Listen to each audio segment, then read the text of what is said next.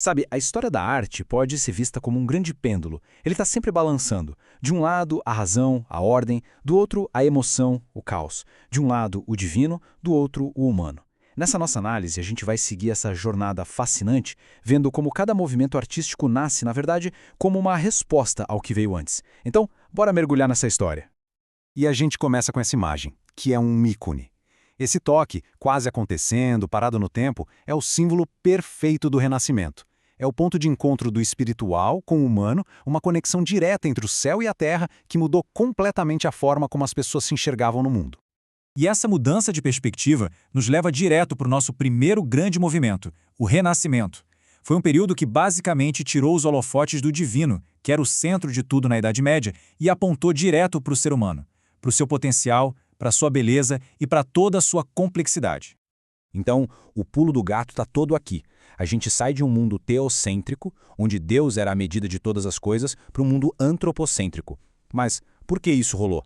Bom, em parte porque começaram a redescobrir os textos clássicos da Grécia e de Roma e também com o surgimento de uma nova classe de comerciantes que valorizava a vida aqui na Terra, o conhecimento. De repente, o ser humano, com sua capacidade de pensar e de descobrir, virou o centro das atenções. E o mais legal é que essa mudança não ficou só na filosofia, não. A gente consegue ver a diferença. O que é impressionante aqui é o uso da perspectiva linear. Repara só como as linhas do chão e dos prédios vão todas para um mesmo ponto, lá no fundo. Essa técnica, que é pura matemática, permitiu que os artistas criassem, pela primeira vez, uma ilusão de profundidade super convincente. O mundo na tela ficou muito mais parecido com o mundo real. E essa revolução na maneira de ver o mundo não parou na pintura. Ela subiu no palco. Lá na Inglaterra, o teatro elisabetano, com o gênio William Shakespeare na liderança, deixou de lado as peças só sobre religião e começou a cavar fundo na alma humana. As peças dele mostravam os conflitos internos, as ambições, as fraquezas dos personagens de um jeito que ninguém nunca tinha feito. A complexidade do ser humano virou o grande espetáculo. Só que o pêndulo, como a gente sabe, nunca fica parado. Depois de toda aquela calma e ordem do Renascimento, ele vai com força total para o outro lado. Vamos entrar agora no Barroco, um movimento pura paixão, puro drama e intensidade. E sério, que imagem poderia ser mais barroca do que essa? A Medusa do Caravaggio é um grito congelado. Ela resume o espírito da época: emoção no limite, movimento e um gosto pelo teatral, pelo chocante. A arte aqui não quer mais saber de equilíbrio. Ela quer causar um impacto direto, na boca do estômago. E uma das principais ferramentas para criar esse drama todo era o chiaro-escuro, ou claro-escuro. Artistas como Caravaggio usavam a luz não só para iluminar a cena, mas para criar tensão, para guiar o nosso olhar. As sombras bem escuras dão um volume, uma dramaticidade incrível, quase como se fosse um holofote num palco escuro focando só no que importa. O espírito barroco era de exagero, de exuberância. A gente vê isso nas esculturas do Bernini, que parecem estar se torcendo em plena ação. E a gente ouve isso na música, com o nascimento da ópera, um gênero que juntou teatro e música para contar histórias de um jeito, uau, avassalador. E esse estilo atravessou o oceano. Aqui no Brasil colonial, o barroco ganhou uma cara própria super rica. Com a grana do ciclo do ouro, ele apareceu em igrejas cheias de detalhes em ouro e nas obras de artistas como Aleijadinho, que deu um rosto e uma emoção bem brasileira para suas esculturas de santos e profetas. Ok, depois de tanto drama, tanto exagero, o que acontece? O pêndulo começa a voltar.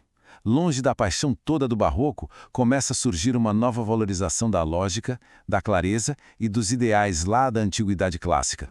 Mas antes de voltar com tudo para a razão, teve uma paradinha no rococó. Pensa nele como se fosse um barroco mais leve, mais delicado. Era a arte da aristocracia da França, toda focada no prazer, na elegância. Trocou aquele drama pesado por uma leveza cheia de charme.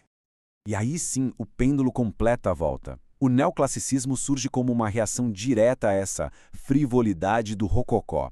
Ele foi super inspirado pelo iluminismo e pelas descobertas das ruínas de Pompeia e buscava a seriedade, a clareza e a moral da Roma antiga. Tudo com linhas retas, composições bem equilibradas, bem racionais.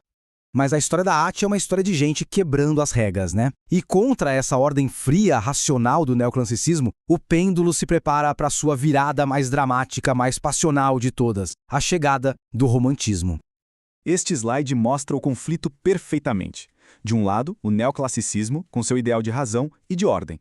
Do outro, o romantismo, que valoriza a emoção acima de tudo, a liberdade do indivíduo e a força da natureza. É, basicamente, o coração se rebelando contra o cérebro. E não tem jeito melhor de ver essa virada do que comparando essas duas obras. Na esquerda, a cena do David é estática, organizada, um chamado ao dever. Agora, olha para a direita, para a pintura do Delacroix. É uma explosão de movimento, de caos, de paixão. A arte sai do palco controlado e vai para a rua, para o meio da revolução, capturando a energia, o sentimento do povo. O romantismo também mudou a dança para sempre. O balé clássico, do jeito que a gente conhece hoje, nasceu nessa época. Com a sapatilha de ponta, com o tutu, as bailarinas ganharam uma leveza, quase como se flutuassem. Era o ideal para contar histórias fantásticas, cheias de seres da natureza, de fantasmas e de amores trágicos. Agora, é importante a gente lembrar que enquanto esse pêndulo todo balançava na Europa, outras histórias artísticas incríveis aconteciam pelo mundo. Vamos abrir um pouco o nosso foco antes de pensar no legado dessa era toda.